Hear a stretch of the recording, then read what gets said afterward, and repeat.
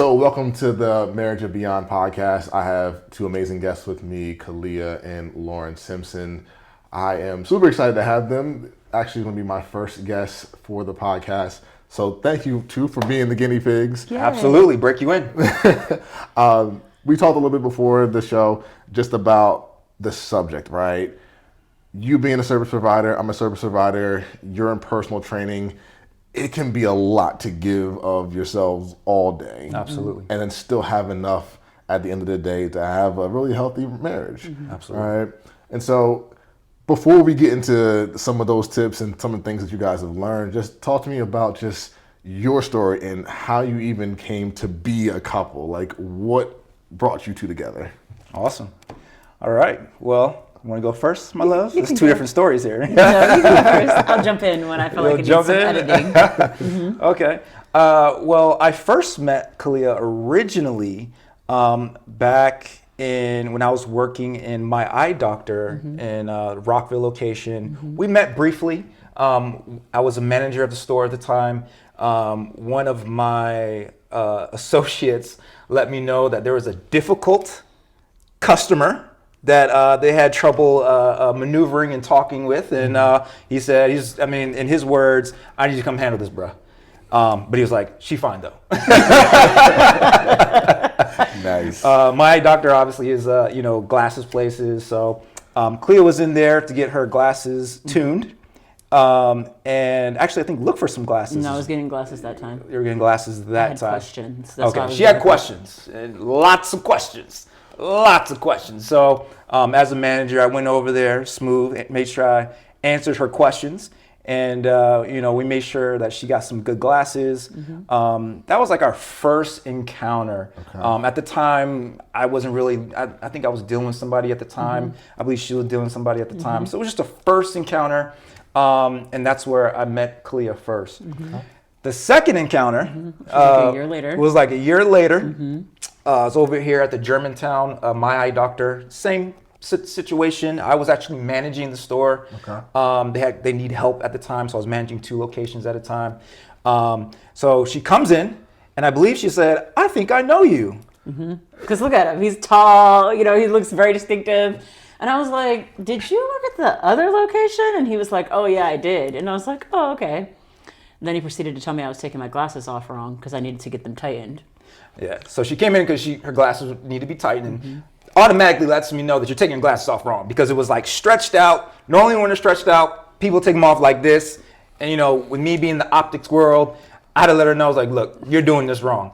And of course, she gave me some little bit of pushback there.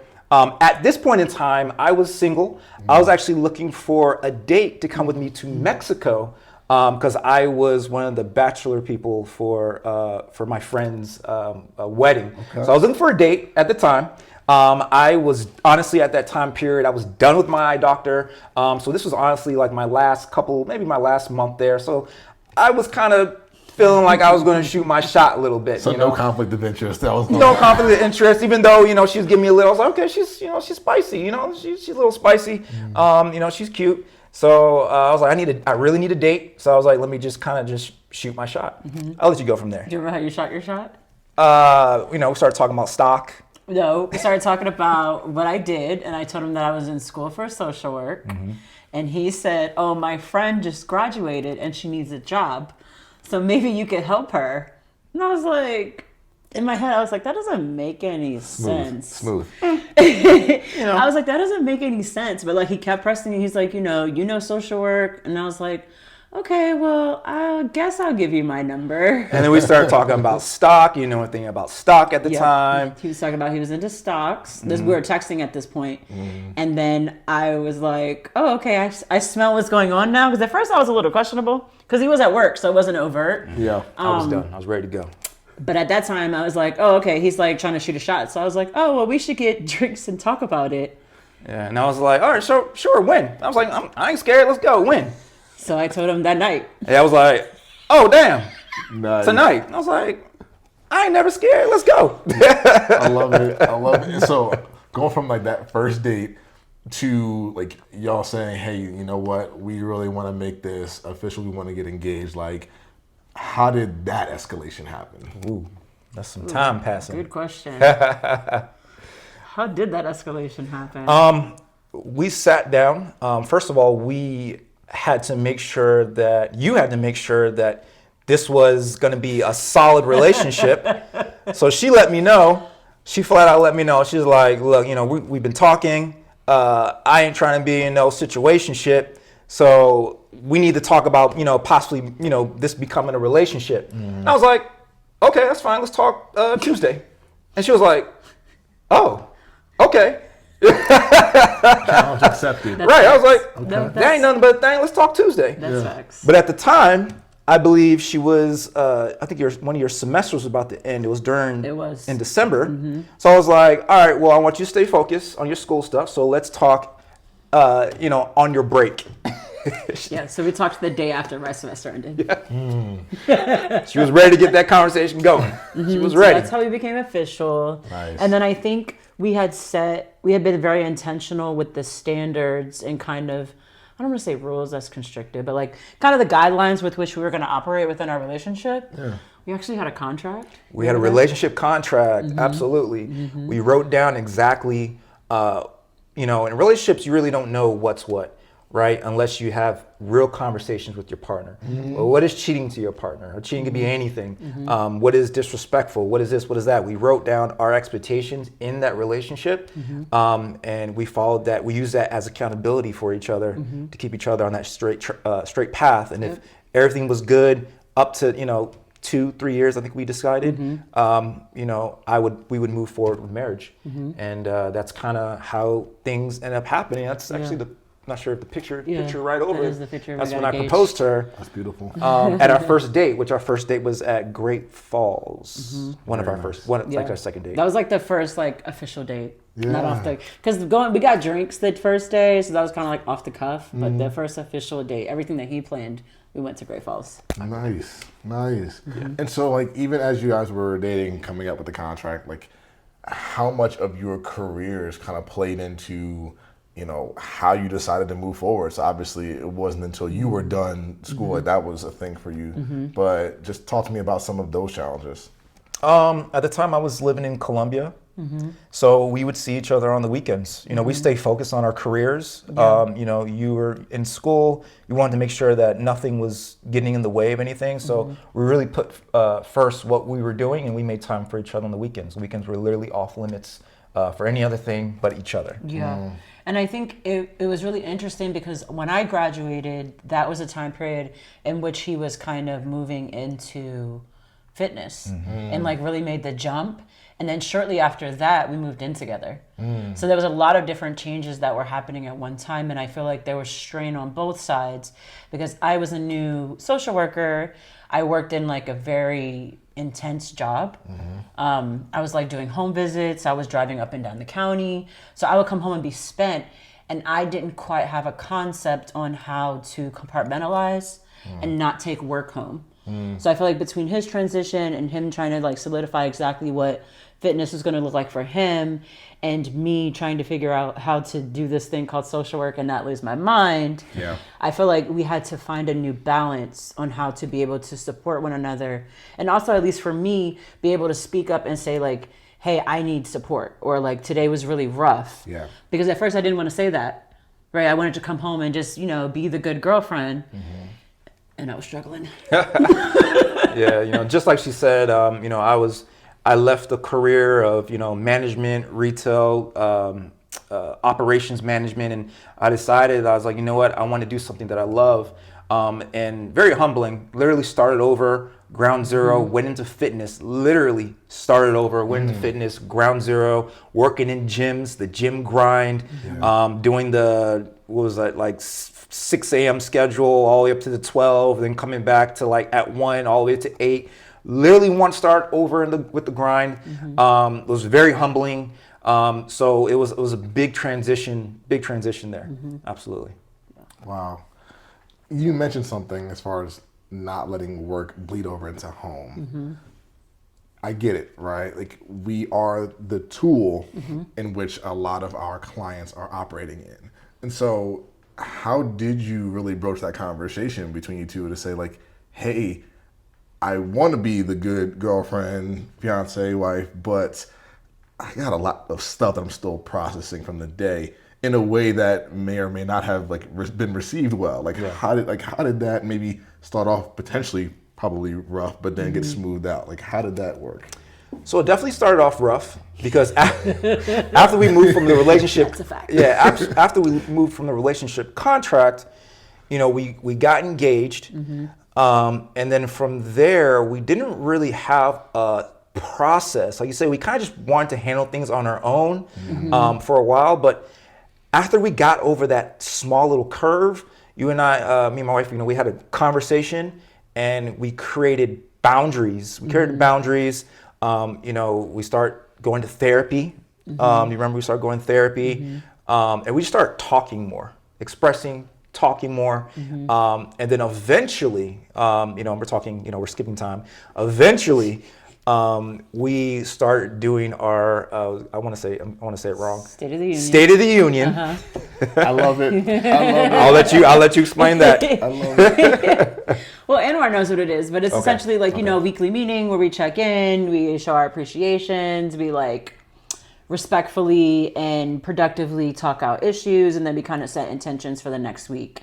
And I feel like that was really beneficial. But prior to that, what I felt was helpful was I had to put my guard down almost with Lauren, because Lauren would need time to come home, because at this point he was traveling 45 minutes to and from work because he worked in Ellicott City. And I would take him needing time to decompress personal, right? It's like, why don't you want to talk to me? And it's like, girl, I just drove an hour. I don't want to talk to anybody, right? And I couldn't really grasp that concept until we had a conversation, and he was like, listen, I'm not mad. I just need time. He's like, let me come home. Let me take a shower, right? So that was his thing. And then I realized too that I wasn't giving myself space to decompress from the day either. So what I started to do was take 15 minutes where I would just kind of sit in the car and just breathe out everything that happened in the day. Yeah. But I think what was really beneficial was us having an honest conversation, because I feel like we had to get to the point where we could speak and not be concerned about hurting one another's feelings, right? So it's I want to be vulnerable, but I also need to be real. And if I need to tell you I need 30 minutes, I need to be able to communicate that to you. Yeah. This is him saying this. I need to be able to communicate that to you without you being offended or taking it personal. Yeah. Which I had to do a lot of work on. Absolutely. And then, when you're dealing with, when you're coming together, it's two different people, two different backgrounds, two different, upbringings. I come from, my dad's a Navy SEAL. In my family, it's just straight to the point. Feelings are not really there. It's action. It's action, all that. So with Kalia, I had to learn, and I'm still learning. And, I had to learn, I had to go through therapy and, learn, who my wife is, and understand that it's okay to, express. There's okay to have feelings towards things. And it's not like you're being soft or anything. So it was a transition. Absolutely transition for me. So I hear a couple of things from you guys. So one, going to therapy, unlearning habits. That didn't serve the relationship. Absolutely. I hear that you carved out time to have hard conversations that may have occurred in the heat of a moment sometimes, but we said, hey, we're going to carve out this unheated time to be able to have these hard conversations to smooth things out further. Absolutely. Yes. Where did you, because I think a lot of our generation is more attuned to mental health, right? Being a clinician, working in a people-oriented business, right? You can't help but see that. But where did you get the permission to say, hey, you know what? I think we should focus on personal development, focus on going to therapy and all that. Where did that come from? I think it came from a combination of both, if I'm being honest. I feel like I was more on the therapy side because, of course, that was what I was doing. I was in that. But Lauren also has a lot of wisdom from past experiences, and he really pushed having the conversations in a structured, productive way when we weren't in the heat of the moment. Because I'm a heat of the moment girly, right? I'm like, oh, no, we're going to talk about this right now. My face is red, I'm sweating, but we're going to talk about this right now. And Lauren's like, it's not going to be productive. You're not going to really hear me because your emotions are high. So I would say it's a combination of both. Combination of both, yeah.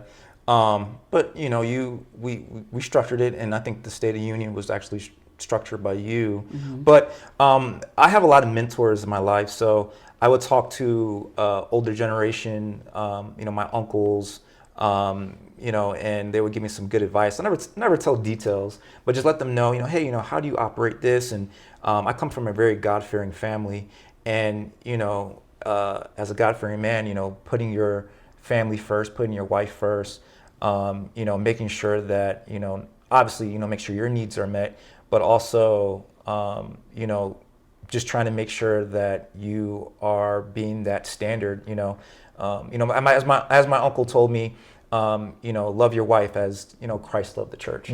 So that's old. That's old school. Yeah. Straight scripture out the Bible. So I have some really strong foundation and some really good men to go to, and older generation to speak to about stuff like that, and they really help me with my foundation and make sure that I may not do exactly how they're doing it, but just kind of making it work for us. You're in line with the principles. Absolutely. Cool. Yep. Absolutely.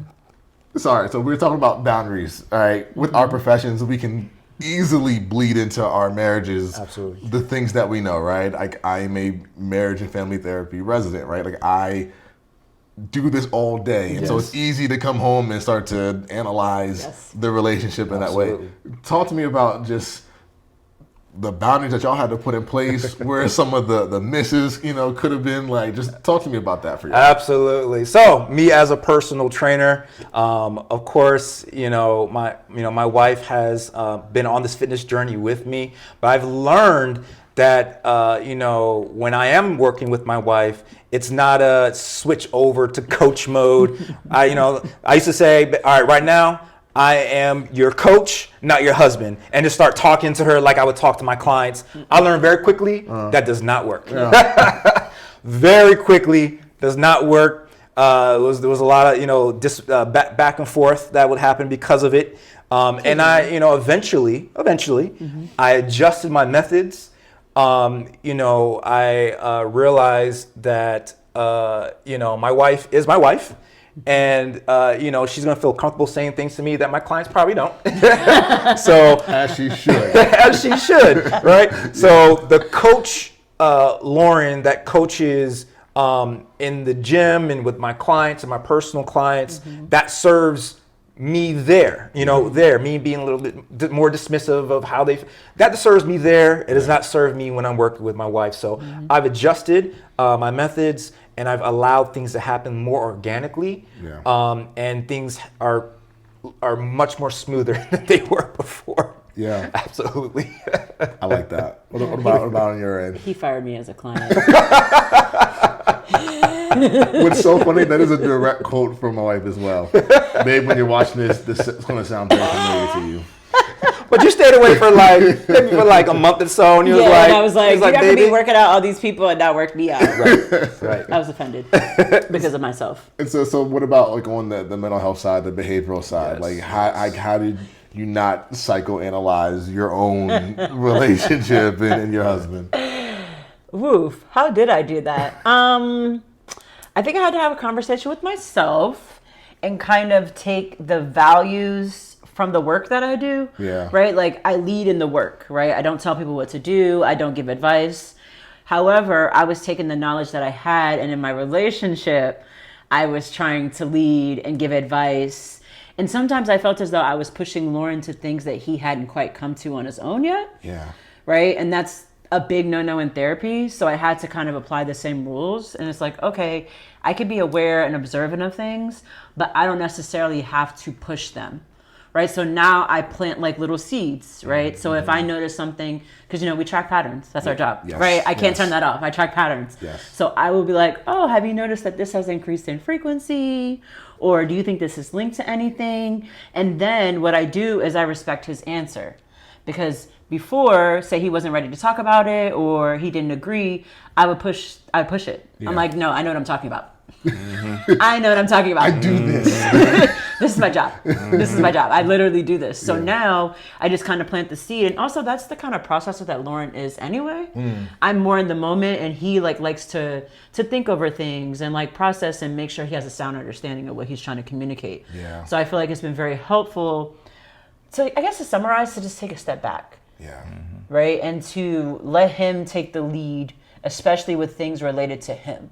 Like, I don't need to be the expert on him, just like I'm not the expert on my clients. My clients are always the expert. I'm just the coach, right?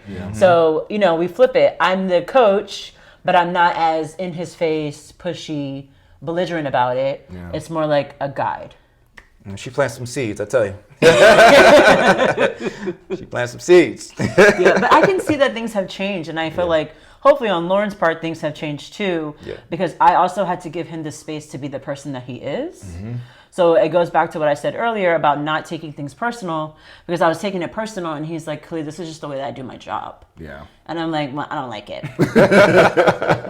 I would have left. Yeah. Okay. But he's good at his job, right? Because the people that work with him do well with that. So since he's modified it, he's still very much himself. I think he's just turned like the volume down a little bit. Yeah. And it's been helpful because now I'm not like, oh, he's being mean. It's like he's holding me accountable. Yeah. Like he's been telling me to get on the bike for 9 weeks now. You've gone on. A couple times. Yeah. I love it. I love it. And so kind of as we wrap up, I think one of the things that I really want to hear about is how do you, as husband and wife, stay committed to keeping that energy either reserve or keeping that energy blocked, whatever term you guys use, but making sure that, hey, at the end of the day, we know we have enough for each other.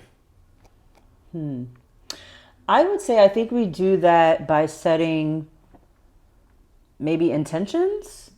So for instance, when we eat, it's like a no phone time. We're having a conversation. We're asking about each other's day, right? Because then I feel like I don't have to necessarily nag later if he wants to decompress and play the game, right? He doesn't want to hear me talking about my day when he's playing Spider-Man. Like that just, right? But I also had to learn my audience. So I feel like doing that, Lauren will go out of his way to ask me on the way home, does he need me? No. Do I need him to get anything? Right? Because I work from home, so I don't leave the house a lot. So he's like, do we need anything for the house? Do you want me to stop? I try to make sure that he has food when he comes home because he works for such large gaps of time that I want him to be able to like refuel his body because he burns a lot of calories. Yeah. Absolutely. Yeah. So absolutely agree. Intentions, we make sure intentions are there. And we had these hard conversations with the weekly State of the Union. I want to say congressional hearing, State of the Union. Depending on how heated it gets, it might be congressional hearings. Absolutely. So for instance, I know for Kalia, like a messy house like that, it gets her irritated. So it stresses her out. So I mean, I'm a very fit person. My specialties in functional fitness, and obviously I do kickboxing, a lot of different specialties with my clients. So I'm gonna use this fit body for something. I don't mind cleaning the house. It's absolutely fine for me. I'll do the dishes. I'll clean around the house while she's in a session. So when she's coming downstairs, she's not stressed out. So just asking her if she needs anything, like she said, when I come home, and just being able to be there for her for whatever she needs, in that time period, and just asking questions, being more intentional about asking her questions. How was your day? How was your because before, I think going way back in the day, she would ask me. And then for some reason, it never clicked to me to ask her. I don't know why. It's just, but now I know better. I definitely know better. So she, I'll ask her, how was your day? How was your last client? Obviously she can't go into details, but she kind of just lets me know, oh yeah, I think the session went well. I think I'm, getting some progression, progression. So, we have these conversations, and then, like you said, with the dinner thing, I think that absolutely helps. Yeah. And listening. Yeah. Right. Because I feel like, at least for me, a lot of times I was trying to show up and support him and love him in the way that I felt was good. And he was like, I don't need that. I need X, Y, and Z. But I was so stubborn. It's like, well, no, this is who I am.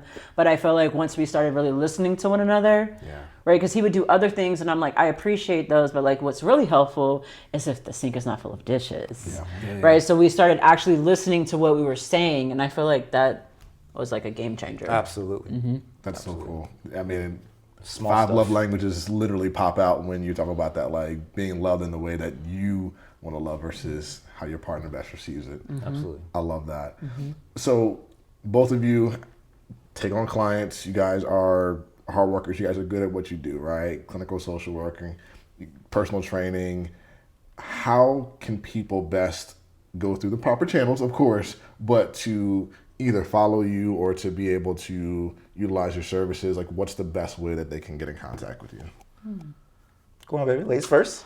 So I am on Instagram and TikTok. My handles are Cultivating Convos with Co, C-O for Co. And then on that Cultivating Convos with Co, there is a link where you can book with me. I also accept messages. I do consults. So yeah, I think honestly probably Instagram and TikTok are the best.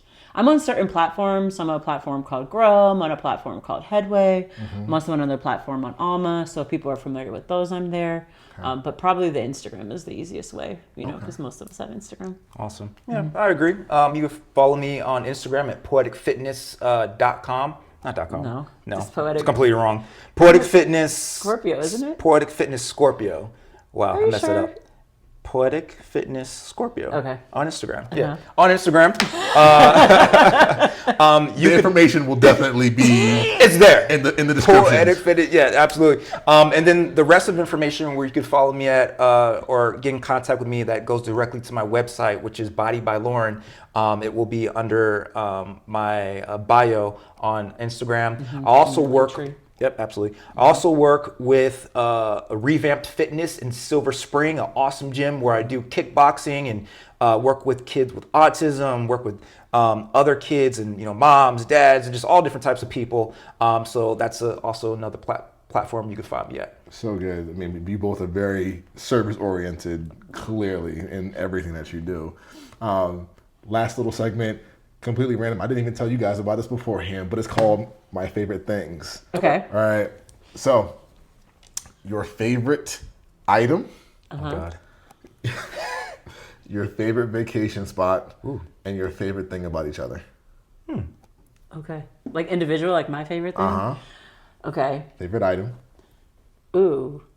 My favorite item, this is going to sound really bad, is my iPad. I love my iPad. I color on it. I take all my notes on it. It's so convenient. I text to talk. So definitely my iPad. Yeah, absolutely agree. And then you said favorite vacation spot? I got to say Costa Rica thus far. Costa Rica was amazing. Take me back. Yeah, it was so amazing. The weather was great. It rained, but then 10 minutes later, here it's muggy, but there it was fine. We were literally in the rainforest. Love it. I was so shocked. Of course. And then my favorite thing about Lauren... I think my favorite thing about Lauren is his drive, because when Lauren says he's going to do something, he does it. Yeah. If he says he's going to do it, I know that that's it. There's no changing his mind. There's no rearranging anything. If Lauren says he's going to do it, he's going to do it. And I feel like that is definitely a strength. His discipline, that I am working on myself. I love it. Thanks for that. Absolutely. How about your favorite All item? right. My favorite items is my gym downstairs. I love my gym.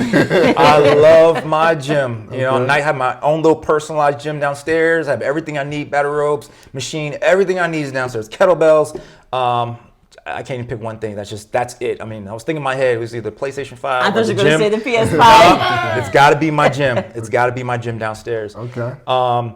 And the second one, Costa Rica. I mean, you can't argue with Costa Rica. It's beautiful, great food, great drinks, great people. And the last one is Kalia. I think Kalia's a very loving person. Absolutely loving. She loves with her whole, with everything. She loves with everything in her. And that's one of my favorite things about Kalia. She's a very loving individual, and there's no hiding it. There's nothing. She's just a loving individual. I love it about her. Oh, that's awesome. That's awesome. Yeah. And it shows between you two. Yeah. It clearly shows. So thank you. Again, I want to thank you both for being my first guests on Marriage and Beyond. We will have more episodes available. Both of their information is going to be available in the podcast description. So if you didn't catch the exact handles, you will have those spelled out for you. No problem. All right. Yes, thank you, Anwar. This is great. Thank you. It's fine.